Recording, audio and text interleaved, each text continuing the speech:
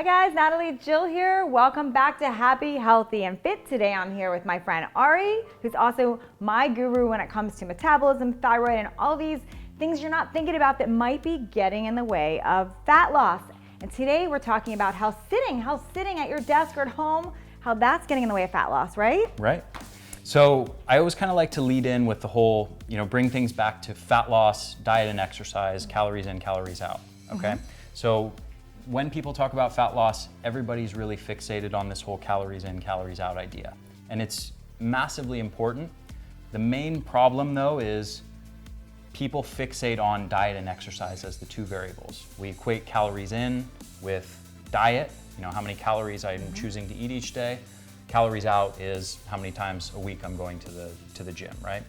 Okay, well, I like to focus on lots of these other variables that most people have no clue about and never hear anything about, but are just as important, if not more important, than diet and exercise. Well, give it to us because everyone's tired of, I have to do this, I have to do that. So what are these things? Okay, so they're kind of three intertwined concepts. Sitting, movement or movement deficiency, and what's called NEAT, okay? So NEAT stands for non-exercise activity thermogenesis. It's quite a mouthful, okay? Really what we're talking about here, it's very simple. It's all the movements that you do throughout the day that are not, exercise, okay? So if you're going to the gym to lift weights or jog or, ride the bike or whatever, okay, that's one thing, that's calories burned via exercise. This is non-exercise activity calorie burning, which is moving my hands as I'm talking right now, standing up, which we'll talk more about. Texting? Texting is one thing, it burns a very minimal amount of calories, but it still burns it's them. movement, okay? And walking down the street, walking around the grocery store, whatever, picking up your baby, whatever it is, okay? So all of these little things that we do throughout the day are non-exercise activity thermogenesis. Now, over the last 50 or 100 years, there has been an enormous shift in our society, like just this incredible revolution, and most people are unaware of how it affects, this variable. We've gone from a society of people having to move, even at our jobs, like working assembly lines, for example, to all of a sudden not having to move. Now we sit down all day in front of a computer. A lot of us, at least, work desk jobs, and this is about as much movement as we do for 8 or 9 hours every day. Yeah.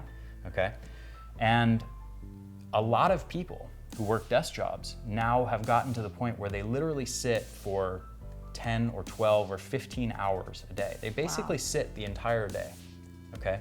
So, if they get in their car in the morning, they drive half an hour to work, they sit at their desk for 8 hours, they sit during lunch for an hour, they go in their car again for half an hour, they get home, they sit at the dinner table, then they go sit on the couch, watch TV. A lot of people really spend 14, 15 hours a day sitting. Yeah. And most people are not even conscious of it. If you really ask people to say, and you say, hey, think about how much you sit, they go, wow, I can't believe that I actually sit that much. I never really noticed it. Yeah.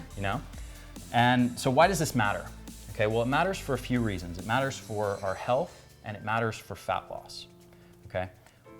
Or maintaining a lean body. So this shift that I just told you about, this dramatic increase in sitting and decrease in NEAT, has coincided pretty perfectly with the obesity epidemic. It is one of the major factors driving fat gain, driving the obesity epidemic. And again, most people are just fixated diet and exercise. Diet and exercise is the solution to fat gain and to fat loss, right? Well, this is another, third variable that a lot of researchers are figuring out is actually more important than exercise. More important than exercise. More important. So let me be very clear. This is absolutely 100% more important than the workouts that you're doing at the gym every day or a few times a week. Unless they're my workouts, of course. Unless they're your workouts or the super shred. So why is it more important? Well, let's think about this. Let's say you go to the gym 4 times a week. Okay, you do a really intense 45-minute, hour-long workout. If you do an intense workout, you might burn 400 or 500 calories. Over the course of 3 or 4 times a week at the gym, okay, you're burning, what is that? Let's say 1,600 to 2,000 calories, okay? Well, people 75 years ago, on average, burned about that much more every single day, okay? So because just by moving and not sitting. Because of not sitting, shifting to a standing position and moving their body, having to walk, having to move stuff, having to engage in a type of activity, whether, if you go back in time, a long time, it's, being a blacksmith, being a potter, being a farmer, right? These are all active jobs that require you to move your muscles and engage with the world around you, not just sit and this, right? Yes. So if you actually gauge the amount of calories, we're talking literally 1,000, 1,500, 2,000 calories a day difference. Okay, so this is massive. Now, massive, that is. That can make such a huge difference for everybody, just from shifting from that sitting. Yeah. Okay, so just to go into the health side of things a little bit, there's new research emerging showing that every hour that you sit each day after the age of 25, every hour you sit decreases your lifespan by about 22 minutes. I'm never sitting again. 22 minutes for every hour? Yeah, and just amazing. To contrast this with cigarette smoking, right? Everybody knows cigarette smoking is so terrible for you, it shortens your life and gives you disease and all this stuff, okay? Cigarette smoking, each cigarette you smoke decreases your lifespan by only 11 minutes. Wow, so this is more, cuts it more into your life than that. Right, so every hour in front of the TV, 22 minutes off your lifespan. Wow. Okay, so think about it in those terms. Think about how sitting and not moving your body relates to the health effects of smoking. And that will help give you some, internal guidance of like, wow, sitting really is bad for me. Yeah. Okay. So the other thing that's going on here is this. So first of all, there's this drop in NEAT, right? And that huge decrease in the calories outside of the equation is this main variable that's affecting these things beyond just diet and exercise, that's really sabotaging fat loss for people who work desk jobs, for people who are inactive throughout the majority of the day, okay? Now there's a couple other elements that are really important to acknowledge here. One is that there's new research emerging showing that for people that exercise in the morning, okay, if you go and do an intense jog for an hour, every hour that you sit after that workout eliminates 8% of the metabolic benefits of that workout.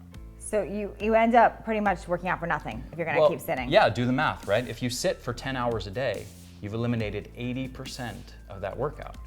If you're one of those people that sits for 12 or 15 hours a day, you're in the negative. Even if you work out an hour a day, you're still not accruing metabolic benefits. Okay, so I'm sold, obviously. I'm not ever sitting. I will never be sitting again, I swear. I'm gonna drive standing up. Okay. But in reality, what do people do? Because this is reality. I mean, a lot of people have to sit. They have a job that requires them to sit in a cubicle, sit at their station, sit someplace.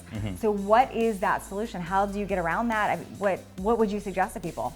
Well, there's a couple things, okay? The biggest thing we're talking about here is not necessarily sitting versus standing, although that's important, but the biggest thing really is movement. Okay? So what we want to do is avoid periods of, long periods of not moving our body. Being in a seated position where the only movement is this, okay? This is what's going to wreck your health. Okay? So introduce movement into your life. And the way to do that depends on your situation, okay? So the absolute ideal situation is to be working at a treadmill desk, okay? So you can walk at a very, very slow pace. We're not talking about exercise here. We're talking about walking at 1 mile per hour, 2 miles per hour, okay? Super slow, like the slowest walk that you can do. You're just moving along. Right. It's not strenuous at all. You're just barely moving. And that simple act of just walking at 2 miles per hour, believe it or not, burns about 200 calories per hour. Wow. Okay. So just that, if you add that up, say you're working in front of the computers 8 hours each day, do the math. That's, 1,600 calories every day difference from where you are now. Okay. And the other thing is, this movement also impacts our health. So we talked about the lifespan aspect of it before. Well, we now know that just an hour or two of sitting actually increases insulin resistance. It can contribute to type 2 diabetes, okay? And literally, we're not talking about working a desk job for a decade. We're talking about sitting for 3 hours. Yeah, it's... Okay, causes insulin resistance. So, basically what happens when you sit is all of the stuff that's floating around in your bloodstream, sugars and fats, are not able to get into the cell. Okay, so they start to sludge up in the bloodstream and they can't actually enter the cell. This is insulin resistance, okay? So the other thing that goes along with this is something called lipoprotein lipase, which is the main enzyme that is a fat-burning enzyme in your muscle cells. Okay, and basically what its job is to break down the fats that are floating around in your bloodstream and allow those fats to go into the muscle cells where they can actually be burned. Okay? As soon as you go into a sitting position, your muscles go flaccid, and that enzyme, this fat-burning enzyme, decreases in activity by 95%. Wow. Okay, so basically, when you're sitting, to put this in simple terms, every time you're sitting down, fat burning has come to a grinding halt. There's no fat burning. So I'm gonna be jogging every time that I do everything. No, but the point is just, you can't sit anymore. You just can't sit for these long periods. So, and a treadmill desk would be ideal, but for people that can't do that, if that's not possible, you've got a cubicle, you've got an office, you told your boss, you've told everybody, and you can't get a treadmill desk, what would you suggest for them? Okay, so first of all, when most people hear the idea of a treadmill desk, like probably a lot of your viewers right now are thinking, that's totally unreasonable, that's ridiculous, I could never get a treadmill desk. It's like, it boggles their mind to ever think of doing something like that. It's the most ridiculous thing in the world. So a lot of people are gonna be resistant to it and say, look, I need to have my chair, I work a desk job, my boss would never let me get a treadmill desk, this is the way it is, okay? So there's a couple things that you can do. Standing desk, first of all, and you don't need to get a super fancy, high-tech standing desk that's electronic and adjustable. You can get a simple laptop stand for $50, put it on top of your desk, instant standing desk. Because standing would be better than sitting. Right. The next best thing, right, if you can't do the movement. Exactly. Okay, so standing, just the simple act of standing increases that enzyme, lipoprotein lipase. So it switches fat burning back on. Okay. The other thing that you can do, so for some people, even getting a standing desk is unreasonable. And it's just too hard for them, whatever, it's not reasonable for them to do it. They need to be sitting. If you absolutely have to sit, what you need to do is get yourself an under desk cycle. Okay, and these things can be bought for like $40 on Amazon. Get yourself a little cycle, you can spin around under your desk as you're working, but keep your muscles active, okay? That's what's keeping that fat burning enzyme active, alive, and allowing your cells to take up fats, your muscle cells, to take up fats and actually engage in fat burning. Okay, so 2 questions. If they can't get the treadmill and the stand-up desk and they can't find the cycle for put underneath their desk, would just moving your leg up and down, bouncing, would that help? It would, however, most people would forget to do it. Okay. So they would become mindless because, quite frankly, NEAT, this whole thing, non-exercise activity thermogenesis, is unconsciously regulated for the most part. So when we have to rely on twiddling our thumbs and tapping our feet, most people are just gonna forget. That's the way it is. And they might do it for a week, and a week later, then they've forgotten all about it. So I can tell you for what I do, because we've had this talk before, and I'm fascinated with the idea that I had no idea how much I was sitting until we had talked about this. I don't have a stand-up desk, and I don't have a treadmill desk, and I definitely don't have the cycle thing underneath the desk. But I know for me to consciously be aware that it's hit 30 minutes or it's hit a certain time to get up and do some stuff. Right, and this is the other thing that you can do. If, for whatever reason, a treadmill desk, a stand-up desk, and an under-desk cycle are all not reasonable for some reason, what you can do is get a little app on your phone that's a timer that goes off every 30 minutes, okay? And every time it goes off, stand up, move around, go for a little walk, go and do a plank for 30 seconds, whatever it is. Move your body a little bit, turn your muscles back on, okay? And you have to make sure that you do that every 30 minutes. And we already have the research on this subject. This isn't a recommendation that just, I pulled out of thin air.